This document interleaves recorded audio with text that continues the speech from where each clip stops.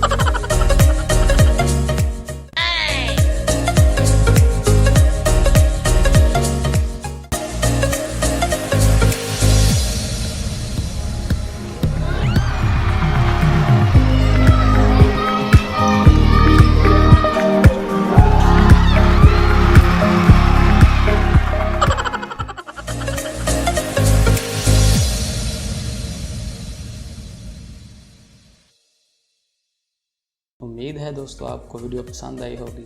अगर आपको ये वीडियो पसंद आई है तो प्लीज़ इसे लाइक कीजिए और हमारे चैनल को सब्सक्राइब कीजिए ताकि आपको हर रोज़ नई और मालूमाती इंटरेस्टिंग वीडियोस मिलती रहें। शुक्रिया।